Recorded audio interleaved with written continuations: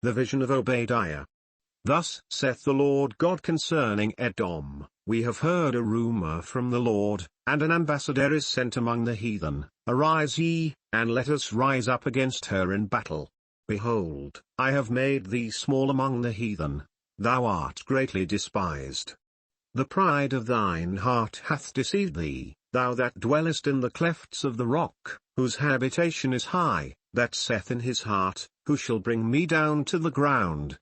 Though thou exalt thyself as the eagle, and though thou set thy nest among the stars, thence will I bring thee down, saith the Lord. If thieves came to thee, if robbers by night, how art thou cut off? Would they not have stolen till they had enough? If the grapegatherers came to thee, would they not leave some grapes? How are the things of Esau searched out? How are his hidden things sought up? All the men of thy confederacy have brought thee even to the border. The men that were at peace with thee have deceived thee, and prevailed against thee. They that eat thy bread have laid a wound under thee. There is none understanding in him. Shall I not in that day, saith the Lord, even destroy the wise men out of Edom, and understanding out of the mount of Esau? And thy mighty men, O Teman, shall be dismayed, to the end that every one of the mount of Esau may be cut off by slaughter. For thy violence against thy brother Jacob, shame shall cover thee, and thou shalt be cut off for ever. In the day that thou stoodest on the other side, in the day that the strangers carried away captive his forces, and foreigners entered into his gates, and cast lots upon Jerusalem, even thou wast as one of them.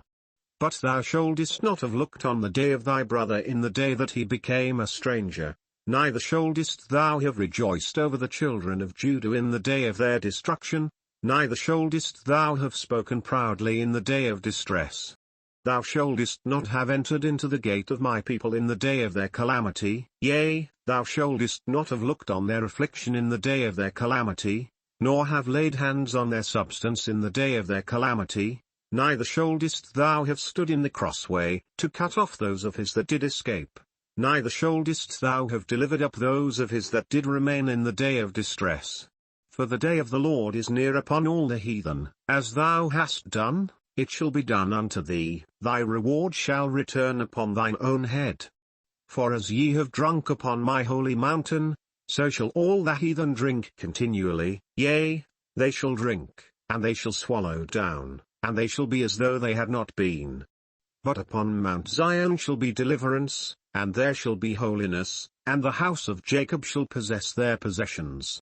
And the house of Jacob shall be a fire, and the house of Joseph a flame, and the house of Esau for stubble, and they shall kindle in them, and devour them, and there shall not be any remaining of the house of Esau, for the Lord hath spoken it.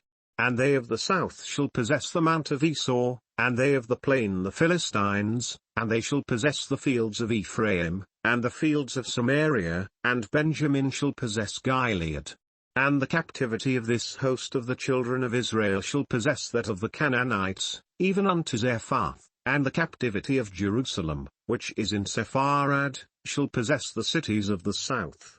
And saviours shall come upon Mount Zion to judge the mount of Esau, and the kingdom shall be the Lord's.